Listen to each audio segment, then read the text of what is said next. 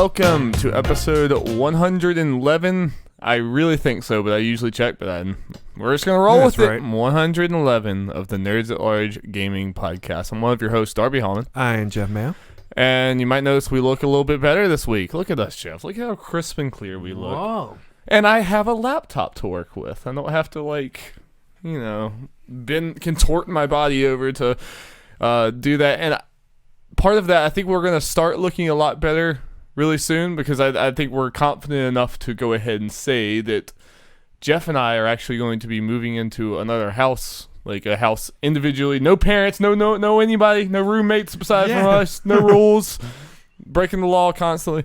Yep. And we're gonna actually have like a full podcast / streaming setup room, which I think we are both like super stoked about. So we're gonna have like a dedicated table, probably some like cool decorations, not just the random whatever ends up being behind us. It was a fridge forever. Like, I think we had like 100 consecutive episodes with like only fridges. Very important. So that's going to be really cool. We're going to get a nice camera, and everything's going to be set up just like so we can immediately start doing it, which probably means we're going to stream a lot more. We're probably just going to record a lot more just videos, period. Mm-hmm. And I think like it's just we're going to be a lot more willing to record content when we live in the same spot that we're recording, and it's just automatically set up in that room. Yep. So I think we want to start doing weekly streams, like you were saying. Yeah, what we're planning on or hoping on doing, I don't see any reason why we wouldn't be able to do at least this, is have 2 nights at least where we stream. One night where we'll do the Pokemon Nuzlocke when that starts up, when Sword and Shield come out. Yeah. And then another night where we just do whatever. Yep. Yeah. And then other nights we still could stream if we feel like it, but we're probably going to have like some dedicated nights and maybe even like put out a schedule at the top of the week and stuff. So twitch.tv/nerdsatlargegaming should be more than just the occasional reactions, which is what it's mostly been. I'm pumped. I'm super pumped about this. So, like a new camera and stuff. Should be good. No, we gonna be fancy boys. Fancy boys. Well, Jeff, we have a lot of awesome video game stuff to talk about this week. Thank God for TGS. Making dreams come true, Jeffrey. We're going to be talking about Final Fantasy VII, Yakuza. We finally got to see some of it. Death Stranding. You got a new Tales of Arise. I honest to God, like, we're going to get to it more. We're not talking about it right now, but I really haven't even seen what other people think about the Death Stranding stuff. Like, so I might be completely off, like, from what other people say, but, like, yeah, spoilers, I didn't like what I saw. But Tales of Arise, lots of other awesome things that I am super stoked. There was a lot of good stuff at TGS this year. Or at least stuff that I'm interested in, which is not always the case. Yeah. But Jeff, before that, do you have anything to talk about? Have you played any more Astral Chain this week? No, honestly, it's kind of a thing where... Or Fire Emblem. Yeah, I played more Fire Emblem. I got a couple chapters done with that. Part of me is thinking I should maybe just go ahead and... I saw that I only have 4 chapters left. Oh, nice. In the whole game? To beat the game. I'm not even going to think about doing another playthrough. Apparently, though, the Edelgard one, the other route on the file thing, it is the shortest one by a good margin. The one you didn't do? Yeah, the other choice I made in my storyline. So whenever I do go back to that, it shouldn't be crazy long. So that will be... How did the length... After the time skip and stuff, like how did that compare to the first part? Was it about half and half, or was it? I think the second half. Second half, at least on my thing, has less chapters. Okay, yeah. I thought you were going to be further away than that. That was surprised you. I want to say I'm on chapter 18, and there's like 21 or something in this particular thing. I ended up going not that I really care that much as far as knowing how many I got. I just looked it up because I missed a treasure chest on one of the levels. So I was just curious of what I missed. Then it just ended up being like a silver sword or something. I was like, okay, I'm fine with that. Whatever, it's all right. We got money. Yeah. So, yeah, I'm thinking I'm just going to try to get done with that, and then I'll go focus more like an Astral Chain. So maybe next few weeks, Jeff could have his final played all of Fire Emblem thoughts. Yeah. I'm playing very slow, and I'm just about to get to the time scale. I think I'm like 2 chapters away. So this is how I wanted to play the game, and I've also just been playing too much Overwatch. Yeah. Falling down the Alex and Olivia hole. Yeah. Well, just for the funsies, I won't spend long on this. I made a list of what I plan on, hopefully playing by the end of the year. And I realized I haven't really played that much this year for new stuff. Then I remembered, I spent a good chunk of the first half playing old games that I missed. Like Dunking Up at the second last near. Same for me with Persona 5. That was just a big chunk. So I got Night in the Woods. I played that this year. Yeah. Got a good list of games going on. Luckily, I don't think many of them are too long at all. What you got? Got some, Pokemon Sword and Shield, of course. Mm-hmm. Maybe Control. That's the one I probably wouldn't get to. Just that's what we do. Link's Awakening, obviously. Outer Worlds, Outer Wilds. Resident Evil 2. Untitled Goose Game. Something in Mortal Kombat 11. I guess try to do stream it at some point. Have you even taken that out of the disc yet? I have not. So that's unfortunate. Obviously, Man of Medan. Trevor Saves the Universe. Blood and Truth. Ghost Giant. Just the VR games. Okay. Wait. I finished Ghost Giant. Okay, we good. Move that up. A lot's been going on. I have World Group on here. I think that's the one I'm probably not going to get to. I also have 8-Bat on here. Yeah, it's probably way in the future, even though I really like it. But I'm not playing War Group and Fire Emblem too close together. Yeah. That's cool. I think this has overall, for sure, been a slower year than 2017 and 2018. But I also think 2017 and 2018 were there's still good games on this. A lot of good No, games. I'm not even saying it's still a good year. I think it's just 2017 and 2018 are historic. They're just absolute we insanity. said Darby, but have you seen next year? I mean, they're still going to be historic. 2020 is just probably going to be better. It's going to be even better. Yeah. I mean, it's still, I think it's definitely overblown a little bit about how quiet 2019 has been. Because in comparison to, most normal years, you go back to 2014 and even 2015 and stuff like that, there are a lot of big games. I think when people say it's quiet, honestly, I think we're not really going to have, quote-unquote, quiet as a whole, years or times or whatever again. I feel like there's just too many people making quality games from indies all the way to the AAA and people getting their stuff together, and I feel more confident they'll be able to continue this into the next gen. I feel like when people say this year's slower, they're talking more of the juggernauts that are just sweeping the gaming world by storm in a way like Breath of the Wild or God of War or Red Dead or Mario Odyssey did. Yeah. We're missing those. Big general things. I think we've had games in general. Yeah, we've had a lot of good games. They just haven't. Again, those games you just listed are games that are probably going to be in people's greatest of all times. They're going to be generation-defining games. Well, a lot of the games on this list will be on some personal all-time lists like Resident Evil 2, Kingdom Hearts 3, Sakurai, stuff like that. But it's not going to be on IGN's top 100. Yeah, at least just not at the level that it just felt like the last 2 years there were just so many. Yeah. Even the fact that we forget about Horizon, and that was a huge game. Spider-Man came out last year and all that. So many. It was just boom, boom, boom, boom, one after the other. Borderlands came out this week, so everyone's talking about that. Yeah, I think that's definitely probably the biggest release of the year, so far. Just, I don't know, high profile wise, but yeah. And I'm just gonna go back. I don't know why I'm seeing some stuff. Part of me just wants to try Gears 5.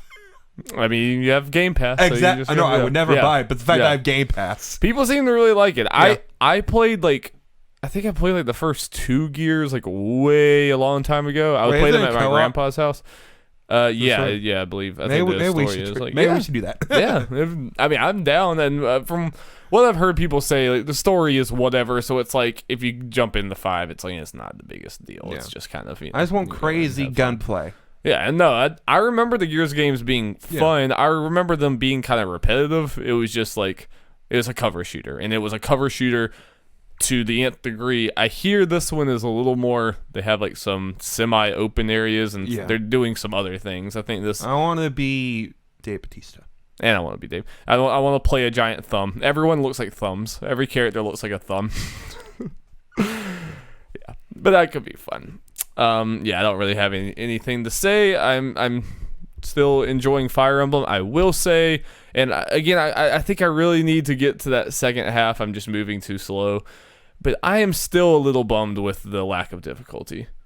I will say that's my biggest complaint so far. There's been one map where I had to use Divine Pulse a lot and be oh, how am I going to get out of this? And the way that I felt with Conquest and with Radiant Dawn, one map, and I've played a lot of maps, and every single Yeah. other ones, I feel like I can make bonehead stupid choices, and I'm still just gonna roll through it, and I'm not punished enough. And I mean, I'm not saying like I'm great at these games. I'm not. You're a lot better than me, I would say, at these.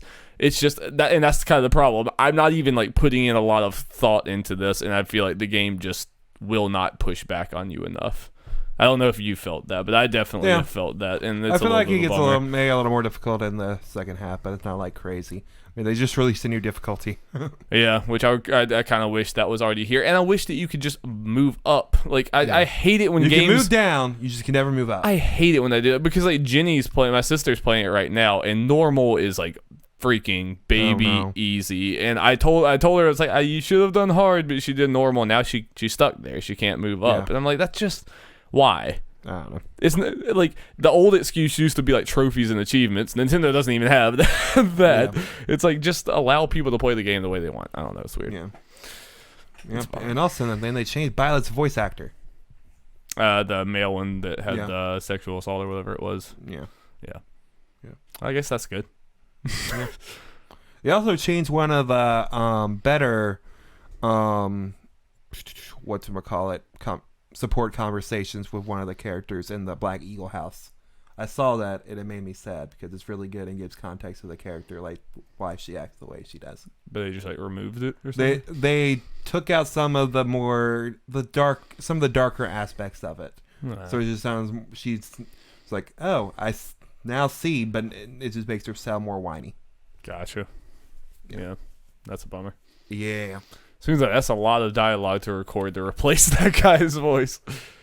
What for the? Oh wait, no, no, it was Byleth, so it's not that much. Yeah. No, it's very little. They got at all. grunts Sorry. and a couple. I was thinking about the support conversations, That's but yeah, why they were matter. able to do it like they did because it's Byleth. I'm not thinking. I mean, like imagine if it was Edelgard. Yeah, that would be rough.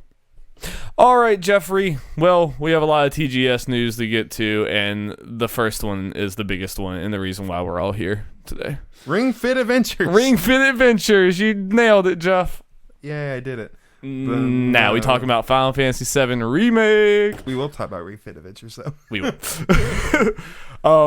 Which we saw a lot of Final Fantasy VII Remake. They did show a lot. Today we had a story trailer which was freaking rad. We got to see the entire bombing run like demo that people played at behind closed doors at E3, and we got to see the apps boss fight and like it's after the wall market section, so we got to see that too. So like that was a lot. It was a lot to take in, and I mean, somehow, Jeff, every single time we see this game and every time we see a little bit more of it, I'm always like a little apprehensive. Like, is it all going to be the same level of detail and quality as what we've seen so far? And the answer is like a pretty resounding yes. Yeah. They're making like the apps boss so like a generally inconsequential boss. It's kind of like a small thing and make it this big epic thing. That's honestly both of the boss fights they've shown, the Scorpion Sentinel and this one, literally like apps. In the normal game, he swipes and he does this like tsunami attack. That's it.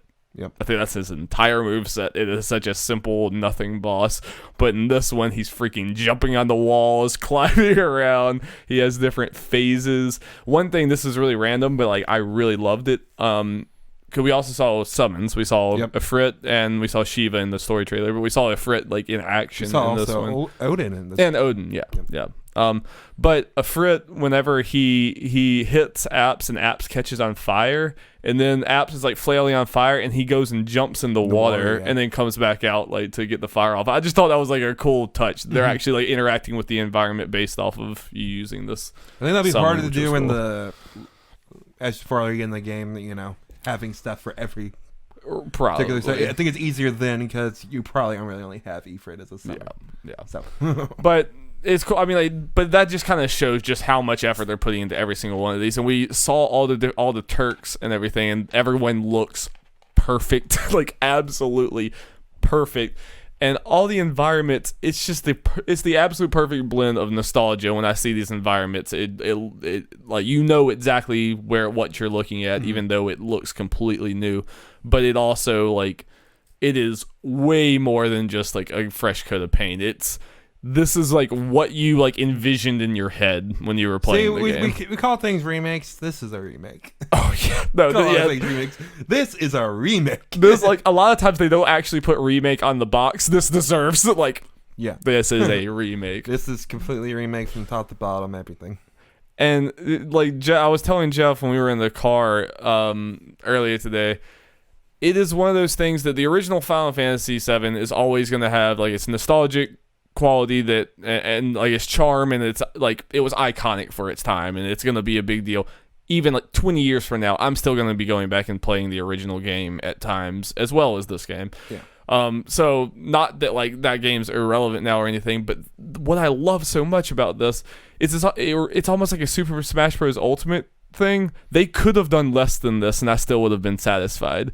But we're going in here and I think a lot of these characters and the dynamics are going to be better. Mm-hmm. They are like just, I have full confidence that they are just objectively going to be better than the original. The Avalanche team members, like you really, in a lot of these like bombing missions and stuff, they were kind of just like a caricature, but you didn't really get a lot of time with them. Already, like Jessie has more personality than she did in the entire game before. So she's getting more screen time in these trailers than she did in the game. I honestly think she does. I think she honestly does, and she has like personality. When they did that, the demo or something, I love that line where she's like, "Oh, you're picking me over the reactor." It's like that's sweet, but I don't mind. Go blow her mind. I'm like, oh, that's just like, there's like almost Uncharted levels of like witty banter. Like the banter between like Barrett and Cloud is also just like you feel that like animosity between them.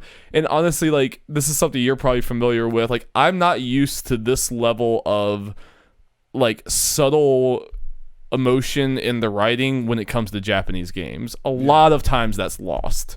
You know, just like when we play Tales games, a bunch of other ones, a lot of times just something about the like subtlety of dialogue between two people gets lost in the translation. But I think this game, they obviously just went all out where like we are going to make this. This is about the most polished game I think I've ever seen Square Enix make. Yeah. Maybe ever. Yeah. And man, it's just so exciting to just have like my favorite game. I guess I'm lucky that my favorite game happens to be a super popular one because I feel bad for like the Final Fantasy VI fans, but they'll get their Octopath Traveler style remake and like it. that would be hype. But Jeff, what do you think as someone who's obviously you haven't played Final Fantasy VII, you're familiar with it, but this is probably going to be your first introduction because I doubt you're going to play all of the original before this. There's too much before that. But we don't even. You could play Midgar before this. That's like you could beat that in 6 hours. So, yeah. But what do you think? Actually, I've already beaten Midgar.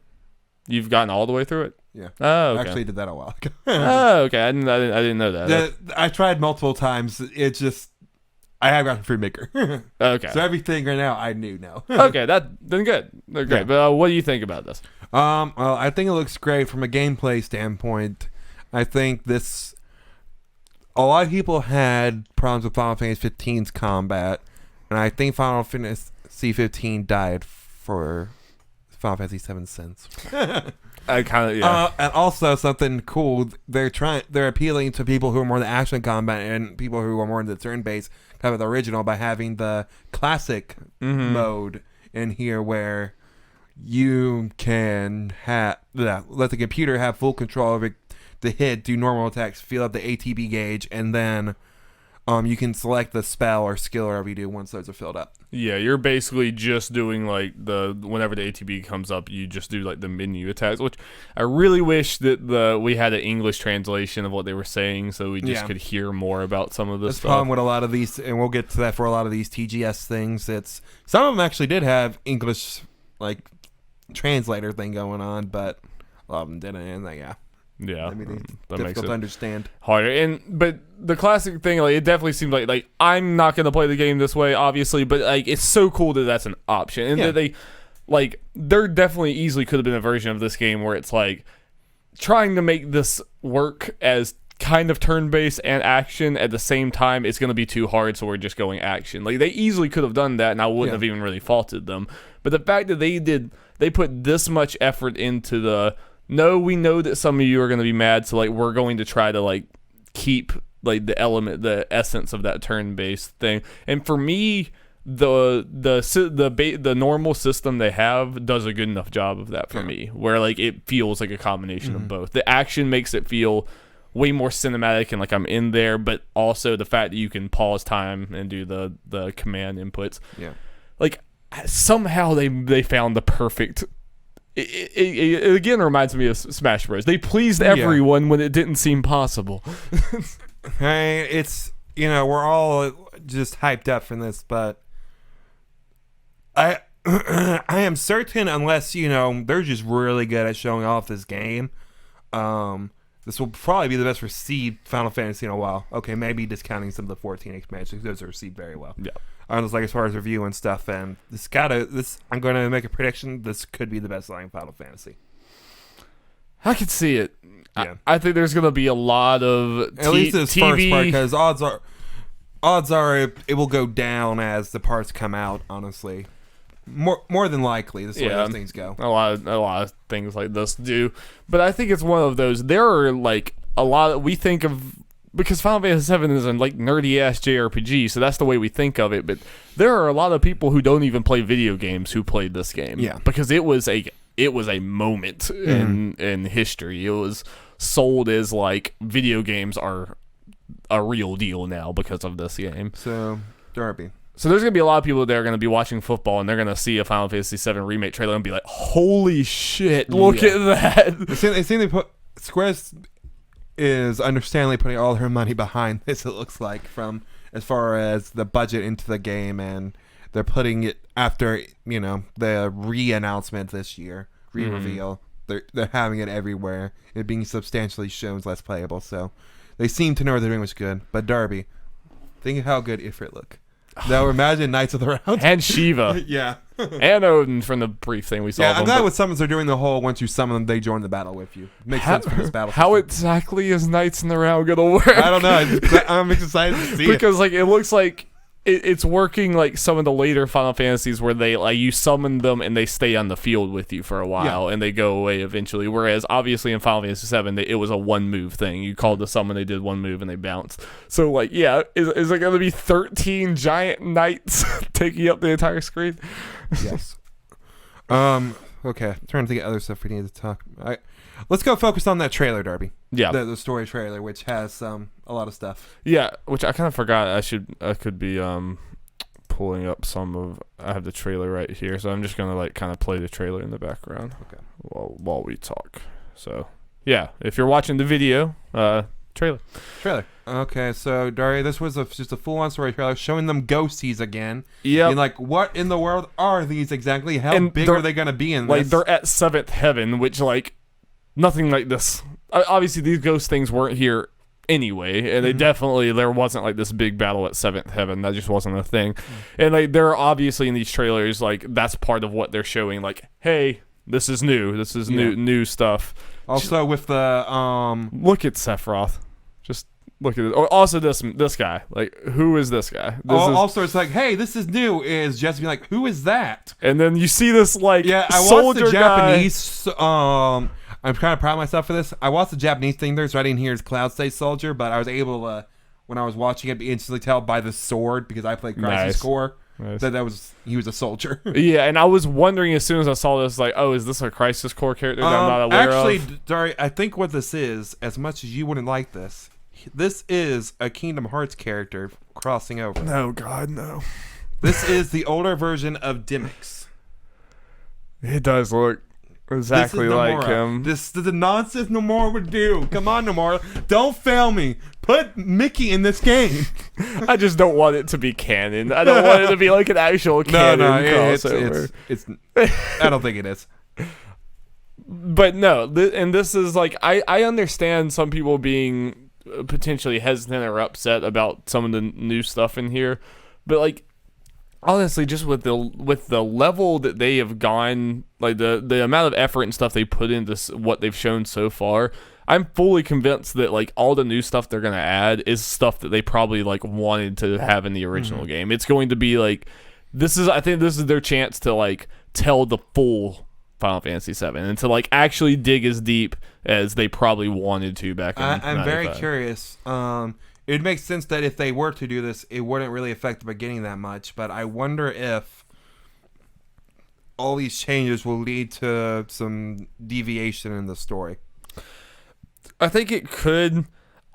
I just feel they've like had so many nostalgia grabs, and they've gone to so much effort to keep things like, hey, it's how you remember but better, that I feel like they're not going to chop up the story too much. I don't think they're going to, like, spoilers, Aerith lives now. I don't think like they're going to do anything that, and I would be upset if they change things that drastically. I want the changes and new stuff to be like, we're going to flesh this out more, which is, that's the vibe I get. Cloud. That's so good. That is so good. He just completely wheels him around into Aerith. It's great. And has any video game character ever looked that good? I don't think so. And then Don Corneo is just so... Everything is so good, Jeff. Yeah, I've seen people wonder where this scene's from. The way it looks like it's about to when Cloud's like a dress up, but Tifa's not there at that time. Right, and they're in the sewers, which is like after they leave. So. But definitely the voice lines and the fact that like it was right after Don Corneo, it definitely seems like that's what they're wanting you to think. Yeah. So it is a little weird. It might be one of those things where they like take lines out of context to just put them in the trailer. Yeah. Well, 100%. I'm just curious what it is in general. Yeah. And see, all the Turks. Yep. Just look. And perfect. I saw and the tower mission. Just I think someone pointed out there. Go back a little bit when Jesse brought out the gun. Let's see. Pause right there. Who that? Yeah, I don't know. Yeah, there was not another like this looks like a female Avalanche. Yeah, so if you don't know, if you're not watching the video, there's a shot in the trailer when Avalanche is fighting, and I guess it's one of the reactors or whatever. The tower. Yeah, the tower. No, this actually isn't a reactor, but whatever. Yeah. They're doing a gunfight with some soldiers and all that kind of stuff, and they go over to Jesse, and it's like a girl next to her that. An NPC that we don't know. It's kind of a generic looking NPC. Yeah. It's like, do you recruit Avalanche members? Maybe. I mean, and there's definitely going to be, I think, like side quests, which just there was not time for in the old game. Like they did not have that, so I could see that. Like, I mean, it would make a little more sense for Avalanche to be more bigger than like four or five people. Yeah. And a little girl. And a little girl. Who's the true mastermind? Poor Marlene. Marlene's the mastermind. Yes. Can't tell me otherwise. I want. Yeah. Go ahead. And it just, I mean, all these set pieces, it's just like nostalgic, but it's so good. And they looked, and then controlling other people, mini games. And then the gym, the squats. You can play darts. You can play darts, which is definitely new. But this is back. This is the squat challenge or whatever in the game, and I've actually you've seen it, like them playing it. Yeah, and it's just as like janky and weird as it was before, and I love it so much. And you have Tifa doing a pull-up challenge. Yeah, which is weird because Tifa was not there. I mean, maybe this is you can go back there afterwards. Him turning to a frog. And the little Buster Sword. Yeah. The little Buster Sword is so good. It's like when Mario turned into a frog. And honestly, that I actually think is huge because that's kind of showing... They're keeping the goofy side. Yes. It's showing that even though this is like super realistic and like a crazy big remake, we're not taking it so seriously that we won't do the goofy stuff like that. I love it. I think, obviously they kind of mentioned it, but I think it's another confirmation between all the Don Corneo stuff they're showing it and that showing the goofy side is kind of a soft confirmation that cross-dressing Cloud will be here. Yeah, because obviously there have been some questions if that's going to be one thing they keep or not. Okay, it was also just that was one of the big worries about this remake is it going to? Because Final Fantasy VII is a weird ass game. Yeah. It is just a weird game, and there was a lot of questions on like, are they going to? Is that even going to make sense in this game? And I think it does. Like, and even the boss designs, like people are like, are we going to have the Hell House? Like this house that like busts out with arms and a giant gun and like this weird demonic face. Yes. This is this weird ass monster. Like, yes, lock it in. Of course, we're getting it now. And then this is another one of those things where like they take scenes from the original game, but it's like, how can we change this to like keep what's happening but make it cooler in the context of this? And for listeners, he's talking about the President Shinra seeing where he kind of has a giant hologram come out and talking to. It's like Metal Gear stuff. Yeah. Because in the original game, he's actually there. It's not this giant hologram. Yeah, and it kind of... It's one of those things where it makes sense because it's a 90s JRPG, but it can... In this kind of thing, it doesn't make as much sense that the president will go out there and nothing really happens with it. Or like Barrett wants to kill him and he has a gun on his arm. It's like instead of just shooting him, he like talks to him and lets him get away. Yeah, it's kind of doesn't make sense. But no, I think it's cool. And what he's saying is actually kind of weird. Like part of like the voice line I can't understand, but he definitely says something about Wu Tai and being our sworn enemy, which like I don't know what that's about. Like that, Wu Tai is an island. It's where Yuffie's from. Yeah. It's her homeland. There's this whole actually really cool backstory with Wu Tai. Like there was a civil war with or there was a war with them in Shinra, and they kind of got completely screwed.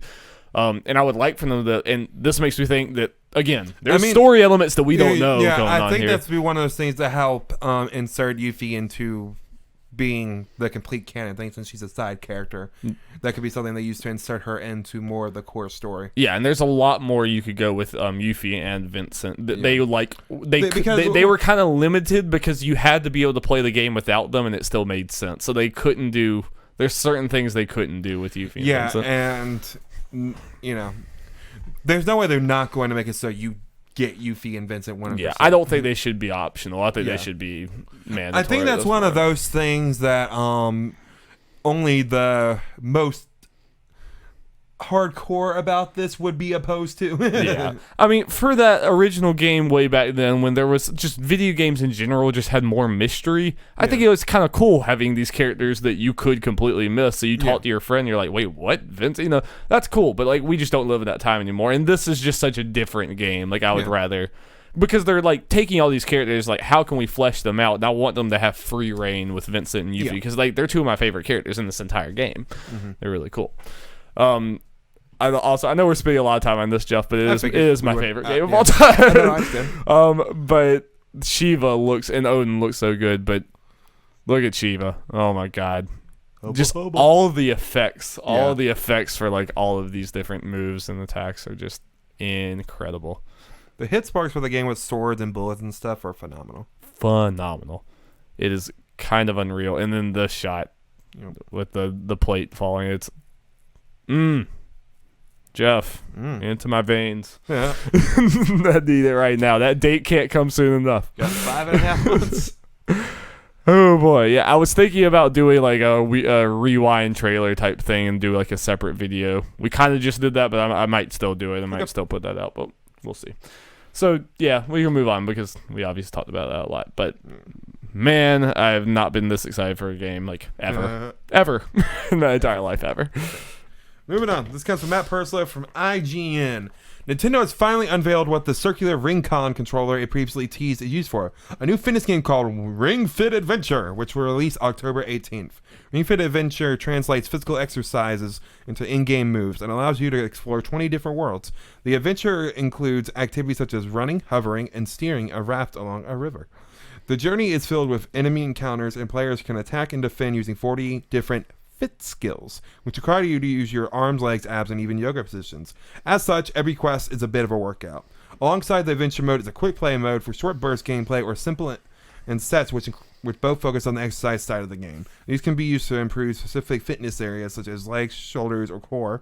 High scores and personal bests can be saved and used to help manage your personal fitness goals. The Ring-Con itself works by slotting a Joy-Con into it. The Switch's second Joy-Con is then attached to a leg strap accessory, which is worn to monitor jogging activity. We back to fitness. Nintendo Nintendo is back. We Fit 2.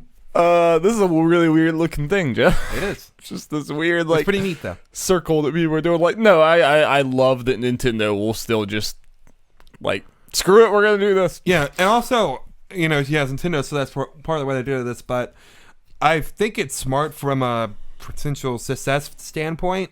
Because I don't know if Wii Fit would work now, like it's like it is now. Would work as well if they release that kind of thing now. But they're making just a full-fledged RPG.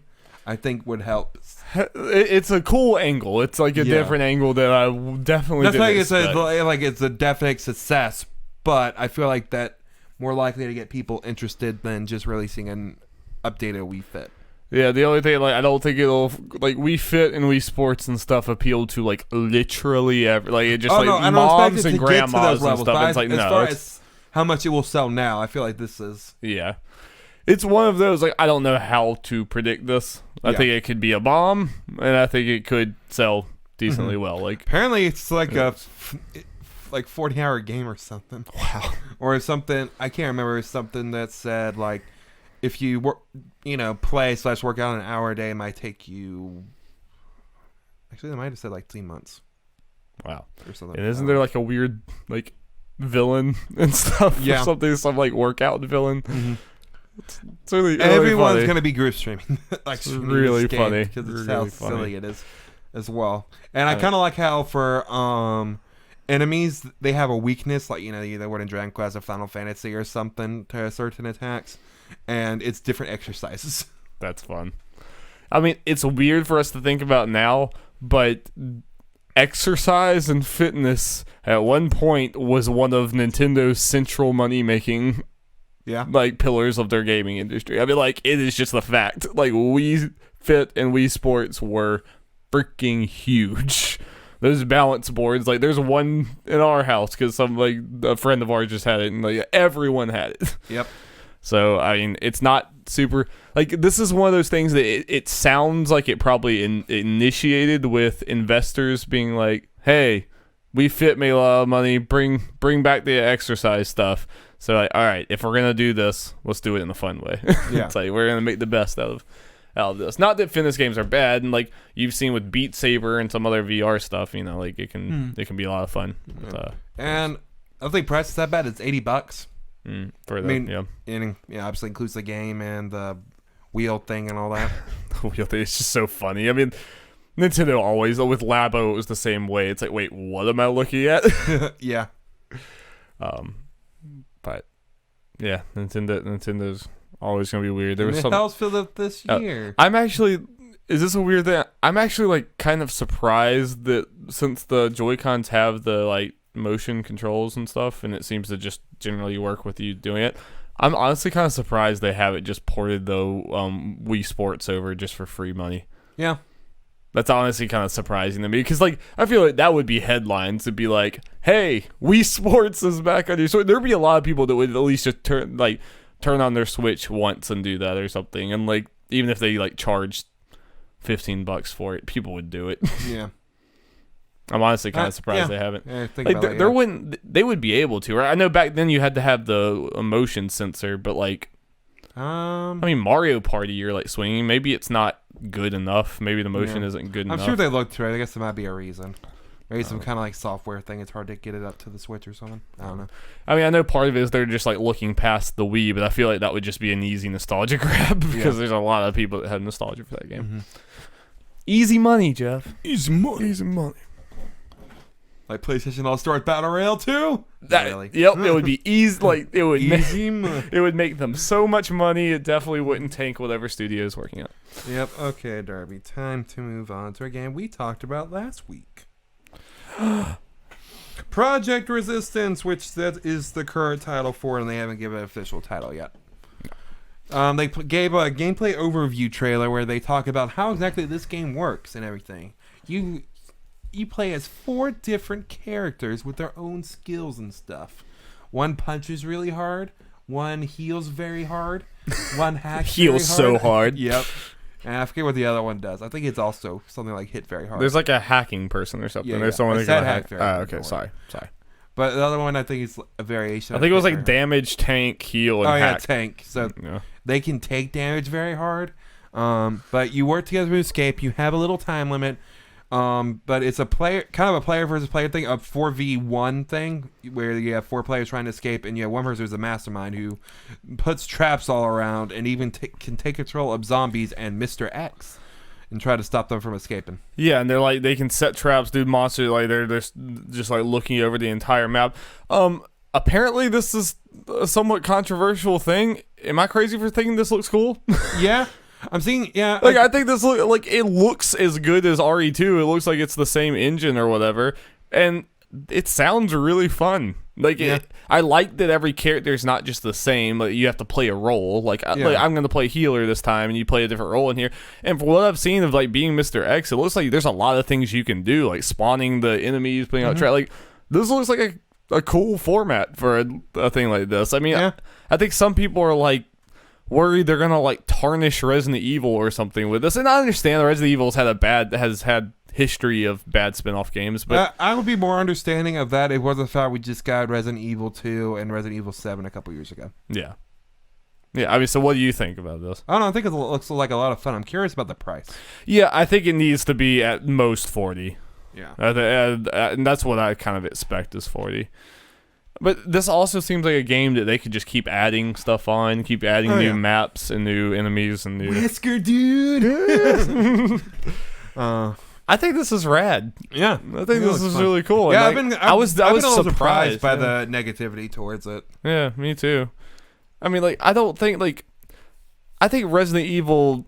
I think they're clear enough that, like, they have the main games, and then this is, hey, Resident Evil's good, and we have this big idea, so we're going to do this. You know, like...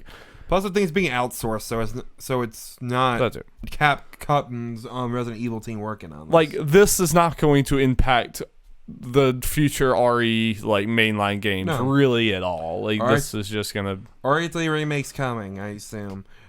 Resident Evil 8 is also coming. This is just going... I mean, we just got Resident Evil 2. It's just a little, just a little something extra. They're like, hey, we got this great zombie IP. Let's do a little something with it. Zombie survival thing, which we keep on talking about. Left 4 Dead that niche has not been filled for a while. And this looks like it could fill it somewhat. And it's kind of like Friday the 13th. There's a different twist on it. It's kind of like Friday the 13th, but probably a lot more polished and looking better. Like, I'm just assuming. I mean, we don't know, but from what we've seen so far, I'm super interested. Yeah, I think this could be a fun stream game, a fun just, like, we have our friends together and we just play it every now and then. It could be like, Can you do local? I'm going to go probably not. Yeah, probably not. You can't do all of it local, obviously. Yeah. If this was on the Switch, that would be sweet because we could all do our individual Switches and that would be good. But probably not. I'm just gonna assume anything in the RE engine's not coming to Switch. Yeah, unless they're doing that weird streaming thing like in Japan. Well, that's the other thing. I think a lot of, like, side projects like this normally wouldn't look this good, but because you have the RE2 engine that you just made, like, this looks good. I mean, it looks a lot better than you would think this game would, I mean, the models are a little, like, generic, but as far as the environments, and the lighting is great. Yeah. That's cool. I'm not pessimistic about this one. I'm actually pretty... Speaking of things people were pessimistic about it, by people I mean Jacob Hamill. A non-believer. Yakuza 7. We got a gameplay trailer, gameplay walkthrough. We got a lot of things, Darby. Hoo-wee. I think this game looks pretty good. I agree. I really agree. Looks great. 2020, man. It's too... Why? Why is 2020 I mean, the way it is? What kind of sucks is we're going to have our year pretty much planned out before the year even starts. Like, legitimately. No, legit, yeah. I mean, much of it's going to be what we already know, and like maybe a couple things Nintendo will announce next year for that coming out next year. No, but that's about straight up looking at this, like, I kind of feel validated. I feel like it looks like Yakuza wackiness. Those summons, man. It looks like the Yakuza spin on a like turn-based RPG. Yeah. It just looks fun. Well, and for us, I know you're playing through Zero, but since they're new characters, we don't have to worry about the connections for it. So it'd be a lot easier for me to jump in, enjoy the Yakuza universe, and have a gameplay style that appeals to me. I love that. A gameplay style that appeals to me more. Well, and kind of like I was saying last time, I feel like just the Yakuza universe is just so well set up to just do a bunch of weird things. Yeah. I mean, the base Yakuza games, it's like a brawler beat 'em up thing, but it's also... They have 1,000 different mini games and different weird stuff that's happening. I just want to see, like, Yakuza take this on so many other things. The costume changes for, like, you change your clothes in the classes. Dude, it's just rad. Well, and also it helps that this is just way more my type of game than the beat 'em up thing of Yakuza. Like, I'm not even crazy about Yakuza's gameplay. I just like the world. It's just so interesting that I kind of put up with it. I'm very curious to see what Jacob thinks. But like, I want to see like Yakuza take on freaking RTS, and you have these weird Yakuza gangs going at each other. Like, I just want to see them be weird, do weird shit. Yeah. It looks like they are having fun with this. Because like every single, like, you're doing these turn-based things, but it actually looks like this Yakuza brawl is going on in the streets. And so from what I've seen, like, you're actually walking around. I guess you like pick targets as you're like it kind of feels like kind of random. They see you and you kind of do like kind of a Pokemon but like thing. It seems like your positioning matters, or maybe it doesn't. Maybe it's just all for show, but at least when I was looking at it, it looked like the way you position yourself to other people like actually matters. Also, they got the goofy side quest, of course, because it's Yakuza. Yeah, no, I love how it wars like a monster, like a boss. Dude, is there gonna be victory fanfare? That's like some jazz. Or some and shit. the dragon cart. Yeah. No, this game was great. I'm in. I need to play more Zero. I really do. It's a lot of fun. Oh, and this game trying to stay awake. That's really funny. It looks like a blast. Yep. I mean, all the Yakuza games. I mean, a lot of this is like similar to other Yakuza games, but the combat also just looks really fun. Yeah. Yeah, I really want to know, Jacob. You have to come back on and let us know what you think. See if you're any more of a believer now. Because me and Jeff are here. Me and Jeff are believers. We're believers. This will probably be Jeff's first Yakuza game, potentially. God. Oh, wait. Is the North Star? What? I thought I saw a JoJo character when I watched it the first time, but I don't know enough about JoJo. That's Fist of the North Star. Yeah. Oh, yeah, I think Sega does work on their games, so that makes sense. Oh wait, yeah, the Yakuza team made a Fist of the North Star game like last year, so that makes sense. Cool. And those are the first time looking for this. Cool. 333. Yep. Okay, moving on, Darby. Now we're gonna bring it down a bit, Darby. Oh no. Yeah, I know what time it is. Time to talk about Death Stranding, the game that Kojima blessed us with. I guess we'll start with this one, right? Yeah. It's hard to show things for this and make it. No, I'm aware. I'm just gonna put it on in the background anyway because whatever. Die Hardman.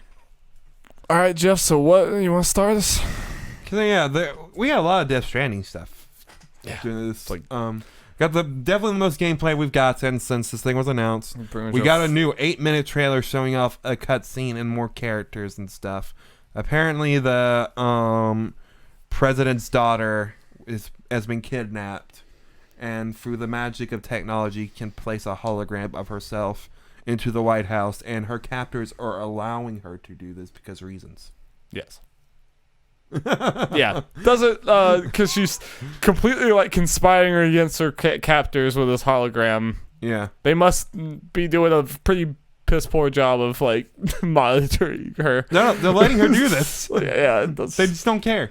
So that's the weird thing. That's something.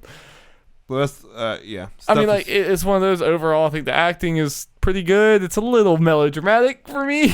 Like, especially like, I'm sorry, but like, that's Kojima. He just, what's his name?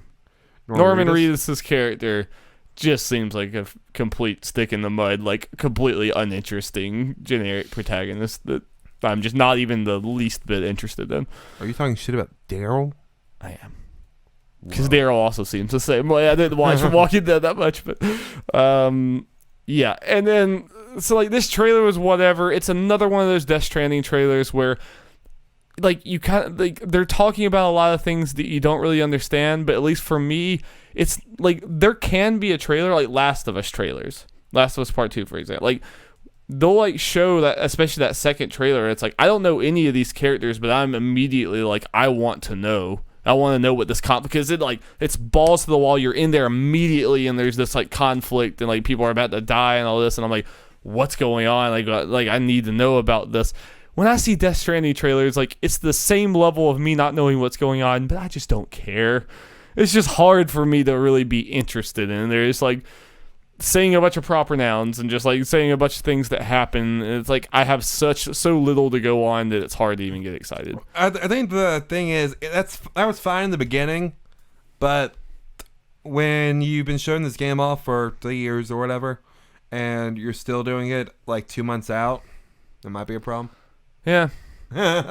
And so much of it just kind of, again, seems melodramatic just to be melodramatic. It's just like the game seems like it's so far up its own ass. Kojima. Yeah. I mean, but at least like Metal Gear, I don't know. Metal Gear, at least from the afar, seems like it had, I don't know, it had better vibes than this game, just for me. Oh, do you have anything more on the story trailer before we... Nah, let's move on to that. Because it's gonna get even more negative. Why don't you start us while I find it? So, they showed off technically about, an hour and a half of gameplay or something? Yeah, between the two different things, yeah. Yeah, a gameplay thing when they showed more of the minute-to-minute gameplay. Oh, yeah, I forgot what you linked in here was the Yakuza thing again. Oh. Well, that's better, though. Before. It is. But... Yeah, more of the minute gameplay, and then they showed a 30-minute safe house gameplay. But the main problem there are a lot of more problems. We're gonna talk about this, but a big problem with this was the fact that because it's TGS, it was all in Japanese. Yeah. So we had no idea what in the world was being said or going on or anything. Which I get, it's TGS, so they're gonna speak Japanese. That's fine, but it hurts with this game in particular because it's Kojima, so weird stuff are happening, but we're not going to able to understand, and there's just so much walking around and little tedious things that it just... Well, almost like I was watching this and I'm like, oh, so it's like a survival game. Like it's a inventory management type game. I feel like we knew that. But like a lot more than it even seemed. It was like really... But then... Yeah, sorry, go ahead. But what also just kind of sucks about this, and I think is a criticism of the marketing and potentially of the way Kojima is doing this, is Kojima said with this gameplay stuff, hey, if you already believe in me, don't watch this. These are for the people that aren't convinced yet, or something to that effect. But it's a big problem when what you're showing is a whole bunch of kind of menu stuff and little tedious things, and you know that a good bit of your audience that you're talking to at the moment, because the tweet's in English, but a lot of people reading this and everything don't speak Japanese and speak like English or a bunch of other languages, so they can't even follow what's exactly going on. Because like with this means he's just doing a bunch of menu stuff, but I don't know what any of it means. I mean, you can get an idea, like weight and everything will affect maybe like your movement speed and stuff, but they're spending a lot of time on this. This whole thing is almost comical, how it just keeps like stacking on top of I'm sure that's part of the point, but it's this, like a lot of things in this gameplay thing, is kind of doing the same thing, and it's not like him what you would assume is explaining things, and you can kind of get the gist of it, but he's talking so much and hanging so long on it that you don't know exactly what he's saying means. And without an explanation, that just looks like a complete cluttered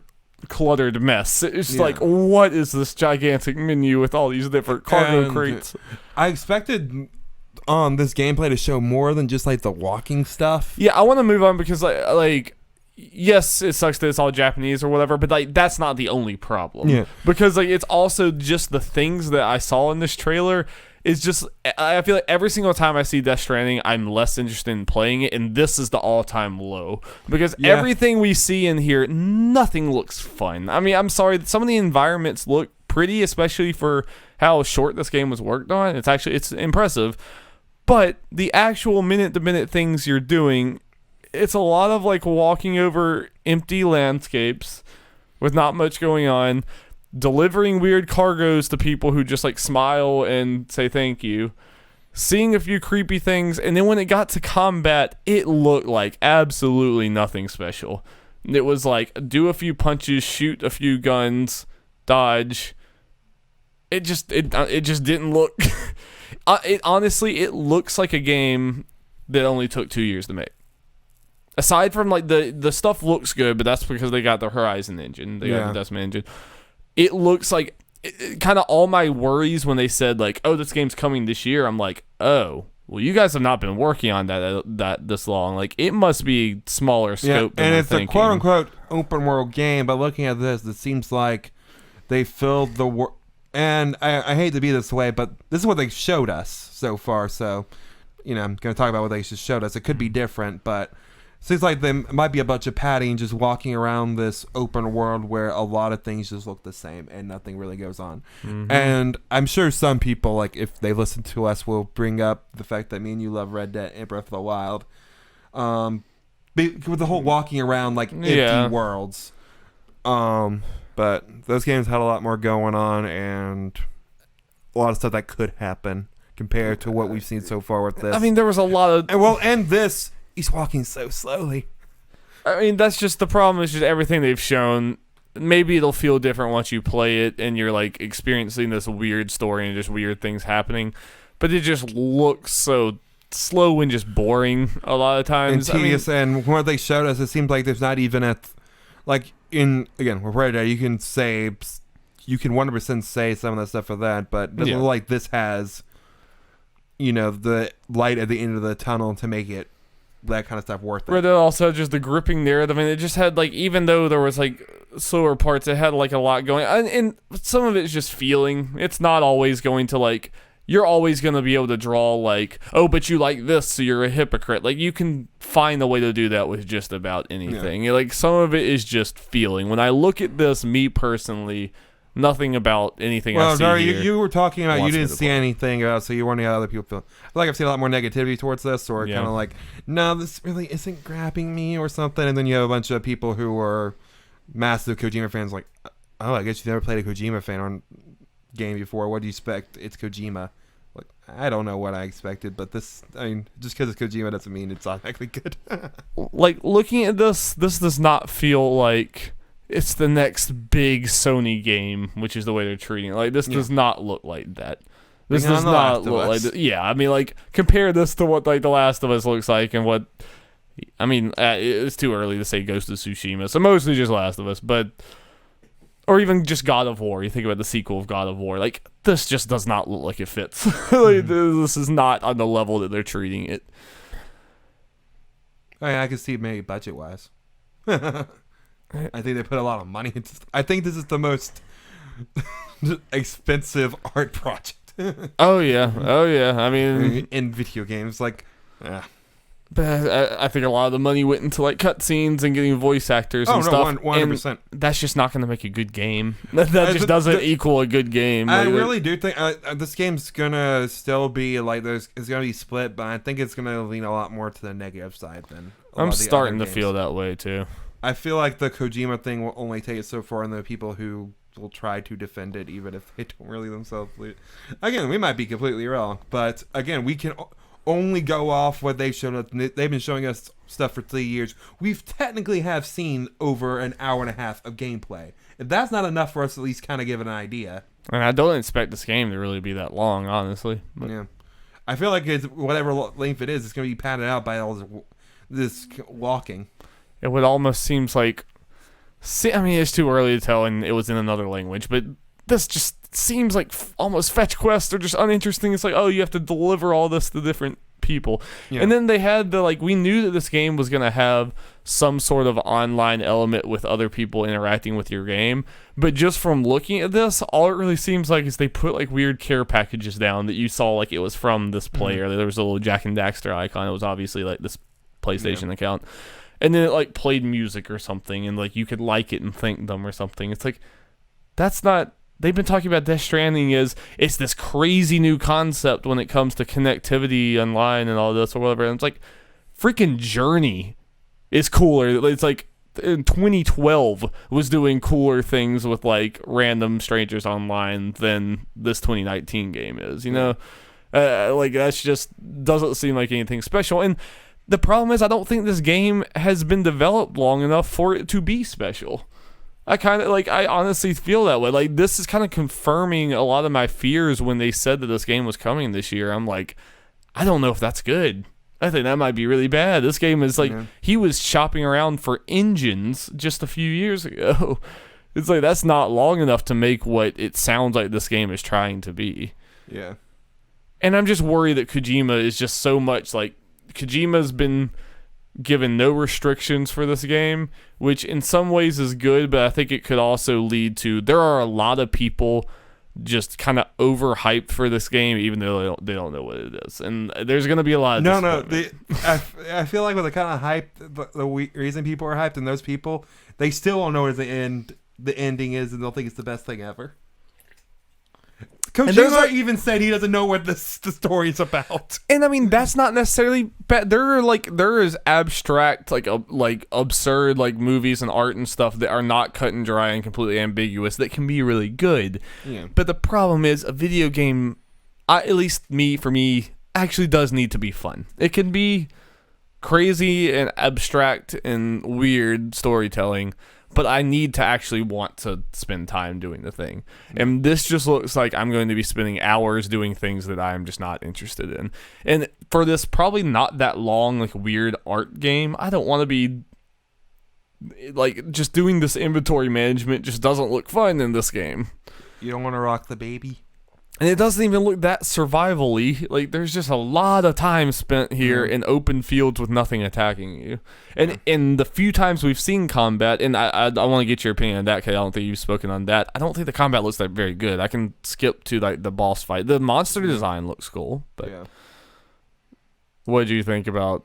No, I don't think it looks that impressive. I kind of figured that because even when they showed just a little bit of it before, just kind of in little clips, it just kind of like generic third-person, shooter/action stuff, and yeah. And here's the thing, because this is there's maybe one other big combat thing in this 50 minutes of gameplay, so obviously it's not the focus, and then it's kind of what is the focus of this game? There might not be one. Even just the boss AI in this, the boss just barely does anything to you. It just seems like a lot of just running around and throwing stuff at it. And just looking at you and just as you're walking away doing where you were 2 seconds before. Because again, they had to make all this in such a short amount of time. The AI is probably not great. It's just...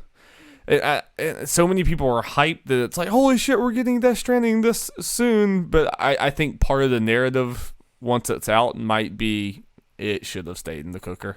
Yep. It should have stayed in the cooker longer. The more we're seeing and everything, the more I think the general thing will be negative on this game. Which is a bummer, and it's going to be really weird. It's going to be weird... It's going to be awkward for Keely if this isn't up for Game of the Year. It's especially if it doesn't win. It's going to be weird for Kojima's legacy, too. I mean, this was This is Kojima's, this is his project. As much as, this is supposed to be what he actually wanted to. Metal Gear was what he kind of had to, and he made the best of it. This was, this is Kojima. He is, so passionate about this game.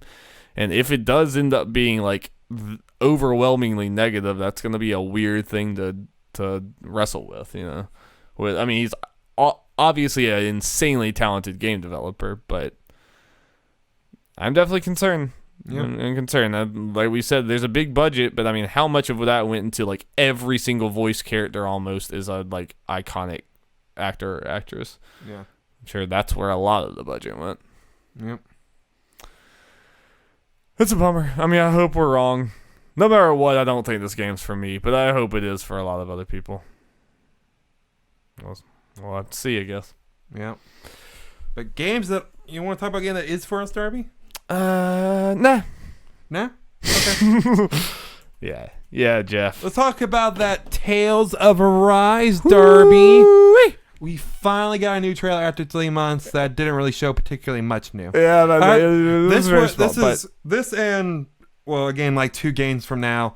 A big problem I don't like about some of these Japanese conventions sometimes, where they have an hour-long panel talk about a whole bunch of stuff we already knew / not really, kind of interesting stuff, but nothing crazy. And then they show a new trailer that's a minute long and not too really much new. Honestly, this has some new stuff in it. But, obviously I wish it was longer, but just taking what we have, I am still just in love with these models and just the way everything looks. Like from a visual standpoint, I am absolutely in love with it. Even like it kind of keeps the anime aesthetic, but it also just the effects, the lighting effects. Well, we so get. Damn good. I think they kind of talked before. But we get in a trailer where they talk about what's up with the two main characters. That hey, the girl character, whenever she touches someone. She causes pain to them, and the other guy can't feel pain. Which is, that's cool. Yeah, it's pretty cool. It looks like because of it, the girl character learned healing arts. Because she's, healing him later on, so she learned how to help heal the people that she might have hurt. And then you see, and the sword that he pulls out of her also hurts him a lot and, like, burns his hand up like crazy. You see there, because he dropped it because it was bad. So it's going to be kind of like with Luger with his transformation, where it's something you pull out just like every once in a while. And like when he pulls it out, just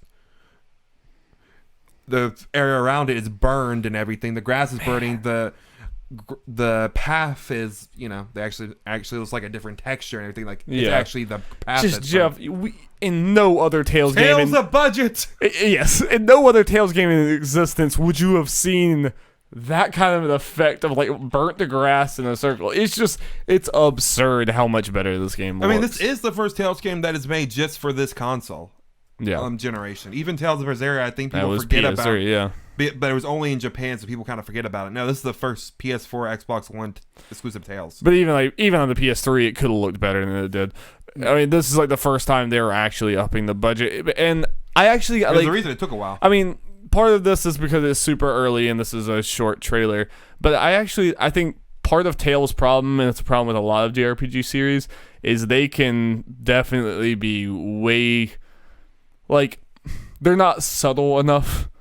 Whenever they talk about their exposition and story, they will just, like, dump the whole thing on you and beat you over the head with, like, all these different kingdoms and this lore and stuff that, like, you don't know any of this, and we're just going to dump it on you, and you're not going to retain any of it because it's just, like, we're just taking our script and our, like, plot Bible and just dumping it over your face. Yeah. And I actually kind of like this trailer. It's, like, it kind of subtly, it's like just these little things about like, there's this like pair, and it's like they have this dynamic of like the pain, not feeling pain, and you see like cool environments and everything, but we're kind of still left wondering. It's like they're not coming up here saying like, here's the kingdom of and here's the, like, it's, I like the subtlety. It's I like the visual is obviously a new direction for Tales, but I think also just the way they're introducing this game is a new way for Tales. And I hope that stays the case. I'm wondering how, because we need to be prepared for a lot of things to potentially be different about this game. Like for this to be a very different thing. Yeah. I'm wondering, what if it's just those two characters? It's not. They literally just hint at it right here. Oh, okay. There's our little girl mage with the mascot character. Okay. Then that's a good sign. But yeah, I'm worried about co-op. I really hope, I don't think it's going to be the case. I really don't think it's going to be the case. But Jeff, I would be so excited if there is no UI. If like this is it's like that's how modern they're going. Is that like this is the battle screen? I would hype. I would be hype. Like if your health is like you look at your character, they have like environmental ways. I don't think they're going to go that far. They won't. But Japanese love their menus. I know, and I hate them. Like that is one of my biggest pet peeves about Japanese games. Like I like Dead Space, where they have like your health is like on the thing on the back. That's like Last of Us and Uncharted. Like do away with HUD as much as you possibly can, but that's not how Japanese games work. I also sorry, quick tangent. I super hope that in Final Fantasy VII there's an option to take away those damn numbers. I hate the like. Hundreds of numbers flying off of the enemy. I know how much damage you're causing. Find better ways of showing that. I can see that by the monsters thing, or you can have a health bar. I'm fine with the health bar. I just don't need like millions of numbers. Yeah. You have any more Tales of Arise? I'm thinking based on the fact what they showed in this trailer and everything, and maybe even the fact we don't have a exact release date or release month or period, I think it's going to be late 2020. Yeah, that sounds about right to me. Yeah, and luckily I think they already announced it's going to be a simultaneous worldwide release, so hopefully that sticks. I'd also like it to be second half because first half's too crazy. Yep, we wouldn't be getting to it, or I wouldn't be getting to it. Yeah. So, Tails hype. Tails hype. Tails hype. Okay. Next game, Darby. Death March Club. Hold on. Go ahead. It is the new game by Danganronpa series creator Kazutaka Kodaka and 999/Virtues Last Rewards/Zero Time Dilemma creator Kotaro Uchikoshi. So the big visual murder mystery novel people. Yeah, wait. Which one were we talking about? No, I'm sorry. I got in there halfway through. Say Okay, the Death March Club by the Danganronpa series creator. Okay, as this well is the as Danganronpa one. Okay, Yeah. yeah. Sorry, carry on. So this is a new game by them coming out next year. Apparently it's PC only. Did not know this until I saw something about it. Oh, something happened with the camera. Yeah. Bum bum bum. You carry on. I'll try to see if I can fix it. Okay. So we got a trailer with that showing kind of realistic humans. Have you seen this trailer? Yes. Okay. Showing thing of realistic humans. I guess it's supposed to be like a TV show or something where they're kind of doing a little depth game with a cute little Japanese robot girl thing. And then you see the actual characters are watching it and they're cute little anime people. Then something happens with their bus. They wake up underwater and they're in a killing game with that same robot. And it's interesting. They're showing you get some side-scrolling segments and all that. Yeah, like I was definitely very confused watching this trailer. Partially because it had the weird death game thing at the beginning where I'm like, okay, so you're basically just doing Danganronpa again. I kind of forgot what they looked like, and I was seeing those models. Like, yeesh, these models don't look good. Besides that anime girl thing, then I went to the thing with the stylized characters. Like, oh, thank goodness. Yeah, but then it switched to the thing. It's like, oh, this is like a side-scrolling thing. Like, so is it still a death game? It is a death game. Okay. The whole thing is you're supposed to survive by sacrificing your fellow students. There's me. So we got move? No. No, we're still. They might just be dead, Jeff. Okay. Can you still do the whole trailer stuff? Oh, wait. Oh, it is moving. Huh. Weird. Sorry, guys. What the hell is going on? You zoomed in on me. Why is it so zoomed in? You carry on. What did you think about this game? You're a Danganronpa fan. I think it looks cool. I want to learn more. I'm very interested in this game considering the people that are involved, and it's probably going to be one I at least try unless it comes out and gets horrible reviews. Yeah. But I mean, add it to the 2020 pile.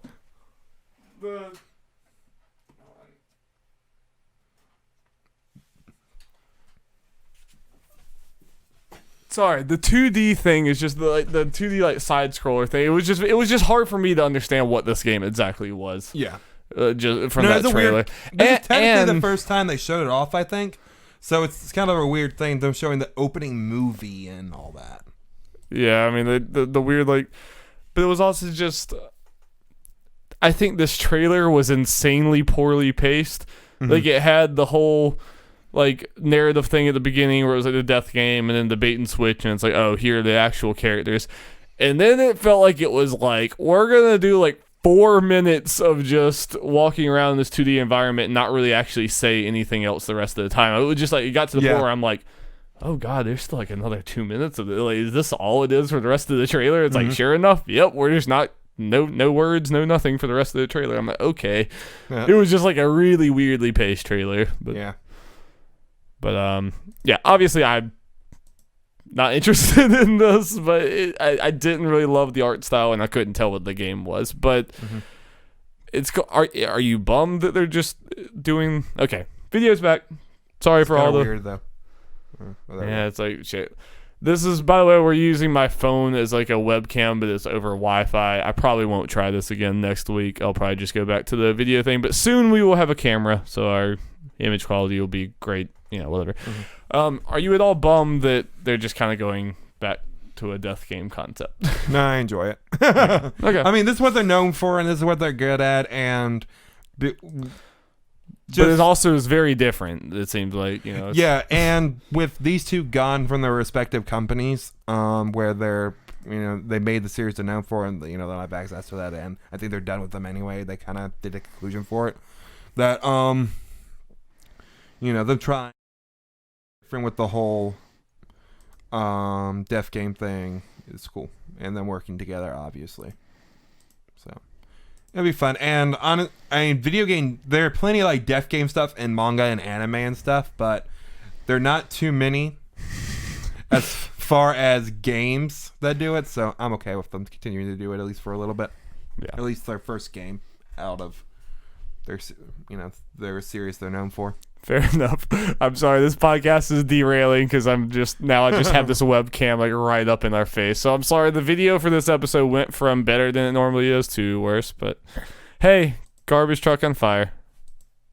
It is what it is. Yep. But I need to stop fiddling with it because I'm destroying the podcast. So yeah, Death Marks Club. It's fun. It was fun. Speaking of things that look fun, Darby. Time to talk about that new Guilty Gear. And now it's working again. I don't know. All right. Yeah, let's do the Guilty Gear trailer. So kind of same thing with the Tales thing where they have an hour-long, you know, presentation stream thing where they kind of don't really show too much of anything. Well, they show you frame by frame characters' movements and stuff, which cool, but yeah. But they promised a new trailer and stuff, which they did at the very end. And it is new stuff, but it's still technically the same two characters fighting on the same stages. Yeah, that we saw in the premiere trailer. But again, more moves and all that. You can kind of not worth hyping of a whole hour-long thing. Yeah, they were hyping this up hard, and same thing with the Tales thing. So that kind of sucks. But at the end, though, we did get a new character announcement, or a returning character announcement for Guilty Gear. May Darby, who, if you remember, is the pirate girl that uses the dolphins. And the giant ink. Good. And she is all grown up.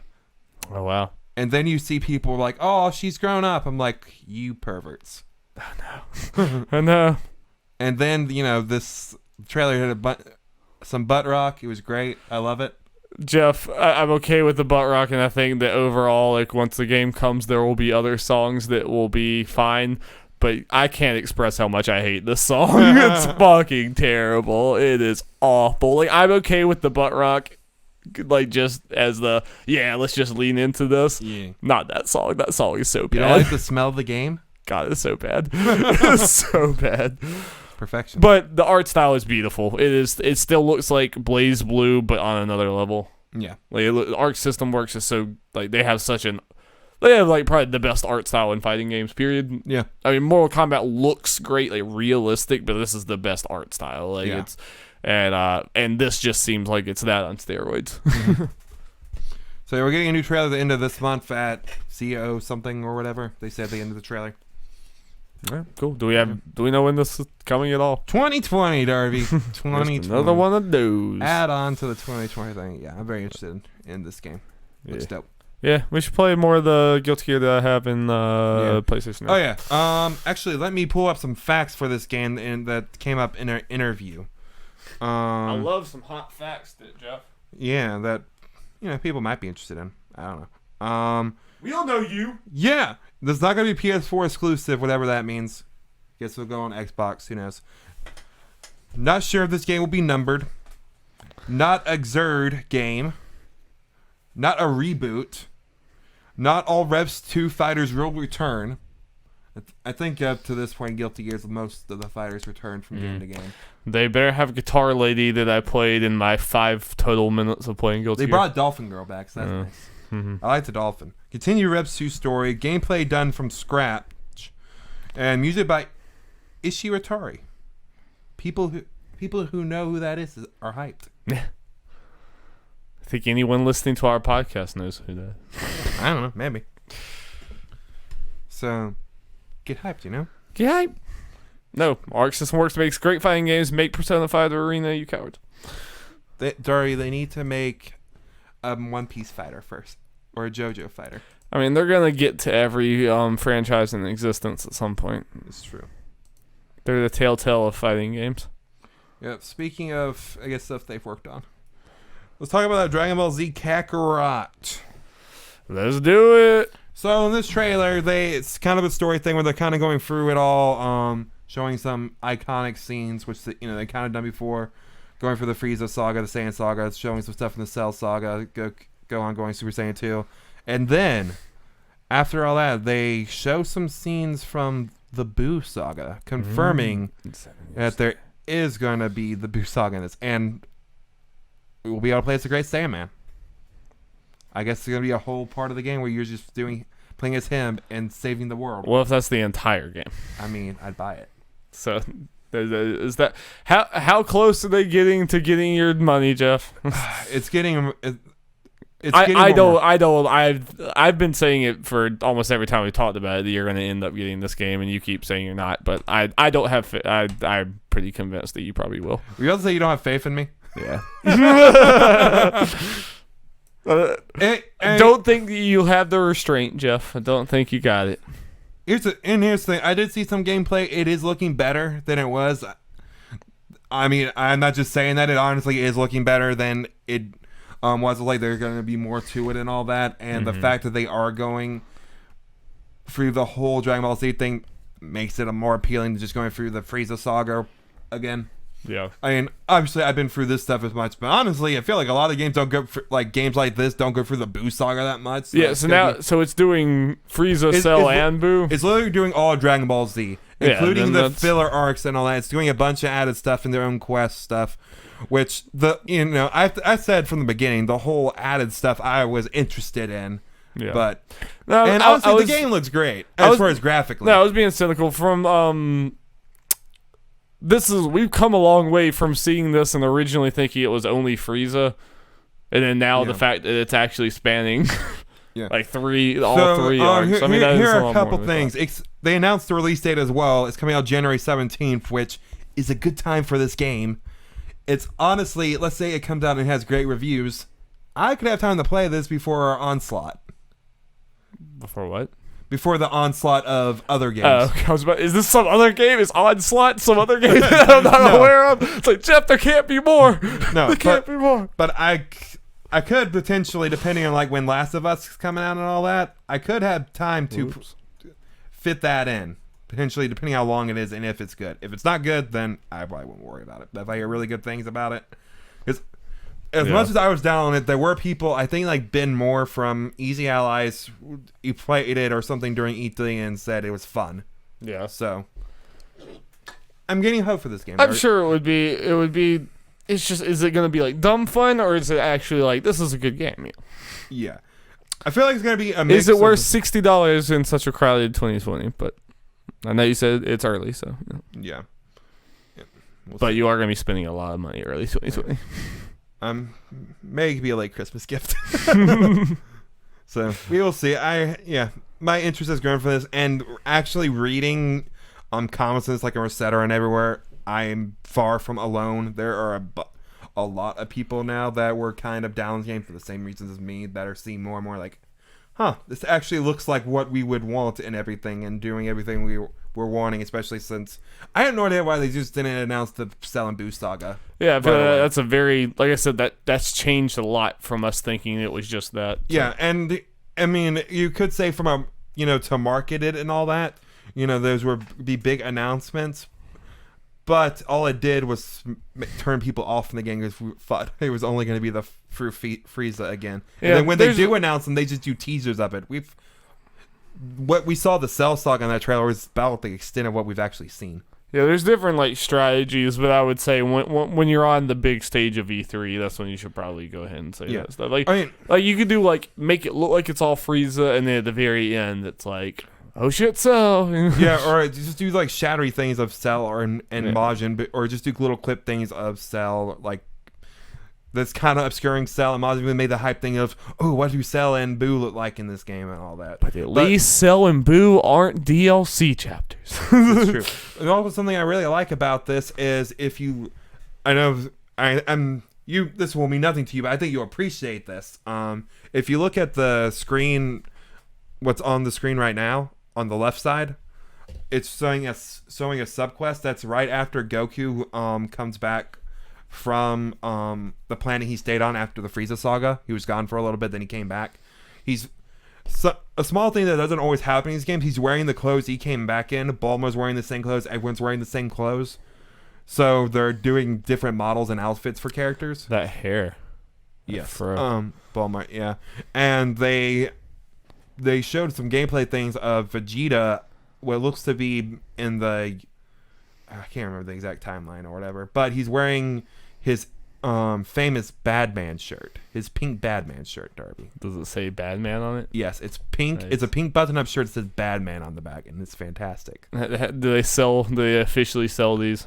Of course. Sure. Darby, you have 100% seen it at Comic-Con. Okay. There's no doubt that you have. You haven't. But... So stuff like that is cool. They're putting the effort to do all the different costumes and making people wearing the things they actually wore during the parts, make it more authentic. Mm-hmm. It's one of the things, the small things. Kind of like you freaking out of stuff for Final Fantasy VII. Yeah. To a smaller degree, it's kind of like with this. Yeah. No, I get it. I totally get it. Yeah. Just used to most of these anime games end up being very low effort, low budget cash grabs. Often. Speaking of anime games... We are going to talk about another anime game. And that is One Piece Pirate Warriors 4. Huber stay like this will like last anime for generations to come or something. What was it, the Kakarot game? No, I think it was Tales of Arise actually. Oh, yeah. Like, I forgot exactly what he said. That was funny. So they showed it. Anyway. Yeah, new trailer for One Piece Pirate Warriors 4, the Muso game. Yeah, I did not watch this actually, but I'm watching it now. Yeah, watching it now. So what they're doing here is they're announcing that Wano is going to be Wado from Star Wars. Yes. They're using the Wano country and places from the current arc of One Piece. They're going to put in this game, which obviously it's current. It's not done. So what they're going to do is they're going to do an original story for this. They did it for the other Pirate Warrior games. Gotcha. It's pretty much an excuse to be like, hey, this arc you're currently really enjoying and loving, we're using the set piece and the characters from it. Gotcha. And we're going to put them in this game. There's the character everyone's most excited got added, Carrot, who is a humanoid rabbit creature. The furries are excited. Though I will say, there's a thing that goes on where she transforms during a full moon. And I've seen that. Yeah, she's pretty hot on that. I won't. That's when they're really catering to the birds. And they announced new characters in this. I think they announced Big Mom will be playable with this, and I forget. I'm bad with One Piece names. They made 4 of these. Yeah, they made 4 of these. I played the first 2. I skipped 3. Yeah, I remember you playing these. Yeah. Kaido's in this. Let's go. Hopefully he is playable. He turns into a dragon, Darby. Though there's a popular fan theory, and for people who have not read or watched Wano, there's nothing in particular from that makes people think this, so it's not really a spoiler thing, as long as you know who Kaido is. He does transform into a dragon. In the country Wano, Kaido's thing, all his pirate theme is, there are people who ate devil fruits, thing that give them powers that turn them into animals. Like you saw the T-Rex, during this gameplay. That's a guy who ate a fruit that allows him to turn into a T-Rex. It's pretty good fruit. Yeah, Kaido can turn to a dragon. People are thinking he was actually originally a dragon that ate a human fruit. Like Chopper did, the reindeer guy. That'd be fun. Yeah. That'd be fun. So this looks like a lot of fun. Is Cannon Dog playable? No. All right. That's all I got. Shame. But they're adding a lot of mechanics. They're adding a lot more they said they're going to add a lot more aerial combat, so that will expand people's move lists and all that. So there may not be as many new characters as there have been in these games, but better move sets though. Yeah. Look at that T-Rex. Crazier move sets and all that. And this is a fun fan service game and all that. It's just a fun time. It's just cool they have a Toy Story crossover. Yeah, that's pretty cool. Yeah. But I'm excited for this game. Unfortunately, more 2020. Oh, boy. But it's on Switch, so yay. That's a good Switch game. Yep. Okay. Sure. We're out of the TGS stuff, Darby, and we got a couple of news things. We made it out of the weeb stuff, you guys. We can. Whew, we got out. We survived. I had to bring the weeb stuff. And of course, put it all together. Screw this weeb stuff. Let's talk about Final Fantasy VII some more. Yeah. Darby, you want to talk about the Witcher Netflix series? Sure, Jeffrey. Okay. The Netflix Twitter account posted how many days until different shows were showing up to the service. The Witcher was included.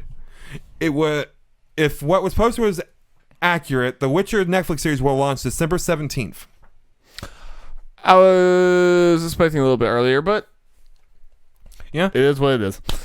Yep. I think as far just generally speaking, yeah, that definitely later than I thought it'd be. I'm surprised they're actually releasing something that close to Christmas. Yeah, but it's kind of a good time as far as people will generally be on breaks, and if the buzz, people will watch and binge it, I guess. Yeah, it seems like it should be like early December, not like right. I don't disagree. Christmas. But I thought it was gonna be like next month. I was ready for this in like October, but they need to release BoJack first. Where's BoJack? Jeff, I will like cry if like BoJack is like canceled or something. They would have said so by now. It's being worked on. It just needs to come out. Yeah, whatever. They take all the time you need. Yeah. But whatever. December, I'll watch it in December. I'm still optimistic about this because that trailer was awesome. I mean, we're by no means out of the woods with this. This could still, have flaws, and I think it's probably one of those things like people who are like super super into the books. Like, I think this is gonna be pretty different. Like, you look at Triss, she looks like totally different. Like, she looks older than Yennefer, which is like completely backwards. There's like a lot of things, like it looks really good production value, but there's a lot of little things if you pay attention to the books. It's like, okay, where are we going with this? Mm-hmm. Luckily, I only read like the first 2 books, and I mostly just read the short story stuff, which is not going to be involved with this. So, I won't be as affected by that. Whatever, but I just hope it's good and like close enough to The Witcher series. But it has the budget where it at least got that, at least from that trailer. Yeah, it totally looks like it has the budget. I think they were wanting to have a Game of Thrones. Like, it doesn't have a Game of Thrones budget, but that's at least what Netflix is obviously trying to go towards. And it's the first season. Mm-hmm. Yeah. Hopefully it all works out. Yeah. Darby, we need to fit Smash Bros in this podcast somehow. So we're doing that here. We are legally obligated to. Yeah. Base Sakurai. Yeah. Praise be to him. This comes from Matt Perslow from IGN. Super Smash Bros. Ultimate creator and director Masahiro Sakurai has stated that the series will continue to only feature video game characters, despite numerous requests from fans to add characters like Goku and Iron Man. The comments were made at Tokyo Game Show, where Sakurai took to the stage to accept an award for Super Smash Bros. Ultimate. His words were published on Twitter by user Naruki, translated by Push Dustin, and verified by IGN Japan. Quote, I get all these kind of requests from abroad, like, where's my, I think that's supposed to be beloved, Iron Man, or where's my beloved Goku?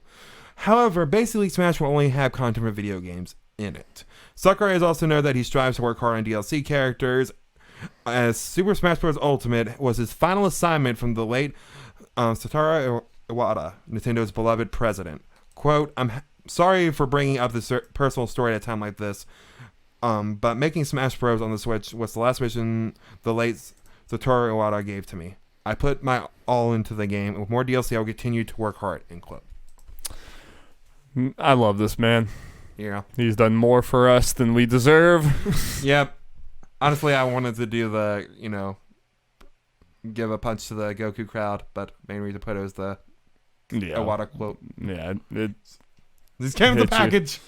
Yeah, I want to dunk on Goku so bad, but it's and we will, like in about 20 seconds.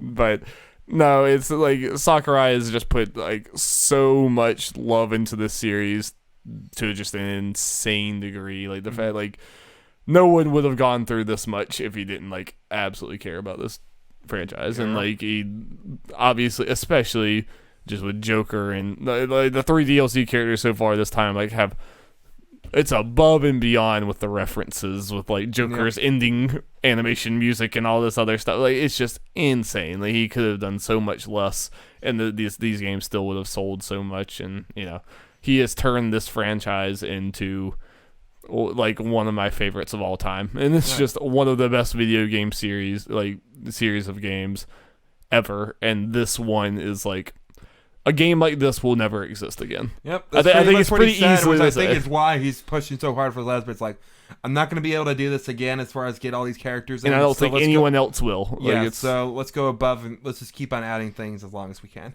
It's so hype. It's so good. Sorry, just imagine what that final roster will like all those characters. We're already at like almost 80, right? There's gonna be more. Yeah. And especially if more of them are third parties. Like, I don't think we're done having crazy reactions to Smash Bros. Characters. Like, there's gonna be more than just the like. There's probably gonna be some Nintendo ones that are a little easier to predict, but there's gonna be there's gonna be some crazy ones still though. When Tracer gets announced. But also Sakurai reiterating again that non-video game characters will not get added. Jeff, if the whole thing hasn't been killed at this point, it's just never going to. There's nothing that Sakurai can say. People are still continuing going. It's like, oh, he's just saying that. There's literally nothing this man can say. He always goes back on what he says. There are a lot of made-up rules in the Smash fandom as far as what they do for rosters. I legitimately do think this is the one rule that Sakurai will stick by. I agree. No, Smash theorizing and rumors and stuff is basically like conspiracy theory. Like the way that people get when talking about like potential Smash things, it's not that different. It's gotten really bad with Gino recently. I can believe it. It's a rough time out there. Yeah. No, but this is one of those, like, it's just kind of a bummer to me that Sakurai is making a game that is like the biggest crossover like in history. It's like it goes so far above and beyond, like characters that you never would have expected, like Ken and Terry Bogard fighting in here with Ryu and with Snake and freaking Joker, and like it's unreal. Cloud, Banjo, it is absolutely unreal, and he still just gets his inbox like flooded every day with "Where's Goku?" Where's Goku? Sakurai makes too much sense. Or just complaining about the roster and stuff. Like, anyone who's complaining about the Smash Bros. Roster needs to think about it for a second. Yeah. I don't know. Like, this man deserves just all the praise in the world, and he doesn't deserve a lot of the Smash fan base. Yeah. And I hope he gets the rest soon. Yep. Okay, quick little thing. We'll go on to the final news story / thing we talk about. Game Awards. The date has been announced. Game Awards will happen on Thursday, December 12th. Not too surprising. I guess it normally happens the first week. I can't remember. Point is, it's happening December 12th. I have to imagine we will be live streaming it. Unless we're dead. Okay, so Dari, we're going to end this with NPD talk. NPD.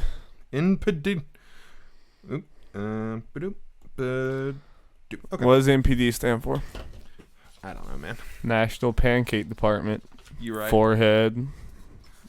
Idiot. Okay. So we're going to go through the full top 20 this time. Okay. Strap in, everyone. Strap in. Number 1, Madden NFL 20, no PC digital. It is worth noting that people did say, like, I don't think you should read too much into this, but people did say this was like the worst August in 20 years for games. Yeah. So it's been a slow one. Yeah. Slow one this year. Minecraft, which is a weird one where it includes PS4 and Xbox digital, I think, but not any other digital. That is strange. Yeah.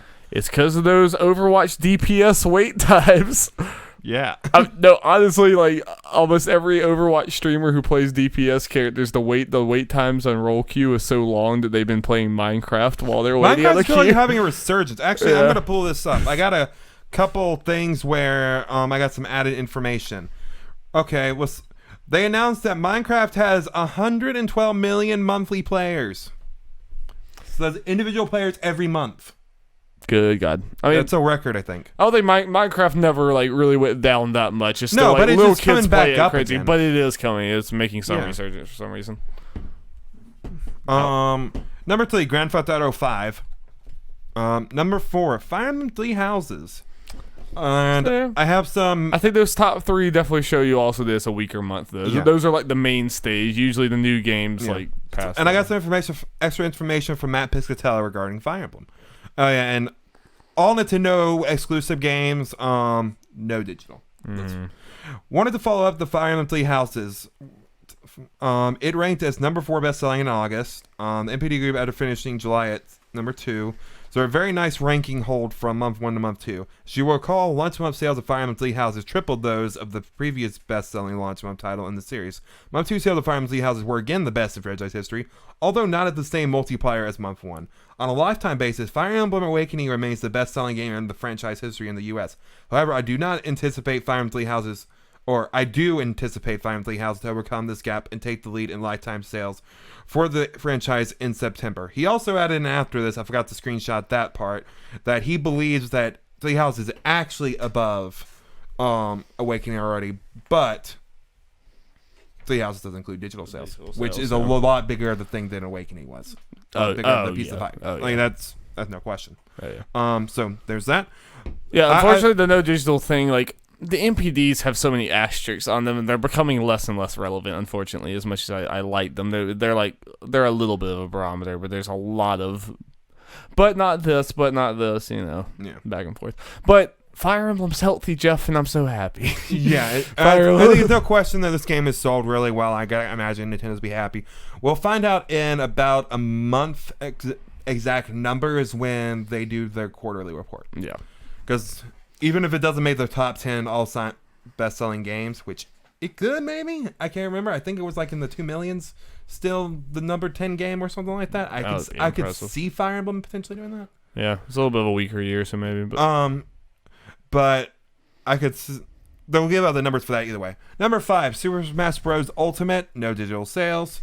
Number 6, Super Mario Maker 2, no digital sales. I think that's good for Mario Maker being its 3rd month. Yeah, I agree. Let's keep on continuing with the Nintendo games. Mario Kart 8, number 7. It's gonna stay there probably forever. No digital sales. Number 8, Mortal Kombat 11. I think that's good for the Nintendo games that is still above Mortal Kombat 11 despite the no digital sales. I know it's been a little bit and all that. But it's a lot older. Yeah. Well, speaking of things that are older, Tom Clancy's Rainbow Six Siege at number 9. That game just has a gigantic following that apparently is growing now. Yeah. Number 10, Astral Chain, no digital sales. This is the highest ranking new game, and that's low, but no digital sales. Also, it's only after 2 days. Yeah, that's the biggest thing. It sounds worse than it is. Yeah. And Platinum Games came out pretty quickly to say, we are happy with this game's success. I think this is definitely a game where I think they had their expectations in check for what this game could do. It's a new IP from Platinum Games. It was never gonna set the world on fire right away. But I think being the Nintendo exclusive and being on all those directs and getting that marketing push definitely helped a lot. A lot of people 100%. know this game. Like, let me put it this way: it's already sold much better than Wonderful 101. It's not that kind of bomb. Yeah. People are always like, what's going to be the next Wonderful 101 bomb? But, yeah, it's obviously. I think it's going to be considered a success. And I think an Astral Chain 2 is likely, or, you're at least just another game. Honestly, I am sure it'll be, despite September being crazy, I think, well, maybe not. I think it could still hang on in the top 20, potentially, just because word of mouth and this is only being 2 days. Yeah. Potentially. But I can see it not being on there and still selling well because September's crazy and you'll have all these games that are named on top of it probably maybe stick around. Yeah, that's gonna be so much harder of a month probably. Yeah.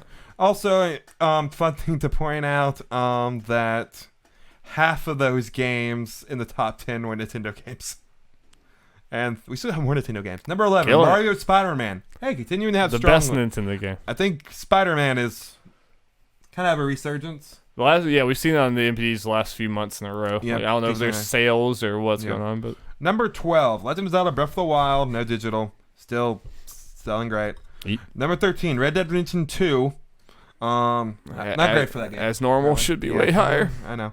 Number 14, Call of Duty Black Ops 4, no PC digital. Okay. Number 15, Age of Wonders: Planetfall. Would that? I don't know. Some PC game. Some nerd. Yeah, so TurboTax. That's a feel-good story. Sure. I mean, a PC game. Anytime I see something that, it's just like, I have no clue what that is. It's like, and that like never happens on NPDs. Yeah, not often. Not often at all. Yeah. Number 16, Super Mario Party, no digital. I'm happy to see that game still sound. I wish they would add some DLC boards, but that's my main complaint. I wish Nintendo would do that with a lot more of their games. Yeah. Just continue to support it. Even like Splatoon 2, why'd you stop? Yeah. I mean, I think that game's still super popular in Japan. Just keep putting out. Well, to be fair, they did it for 2 years. They did, but like, yeah. There's a weird comparison. Look at Overwatch. Yeah. It's been like 3 or 4 years and it's still going. That game's still relevant because they haven't stopped putting the pedal to the metal on it.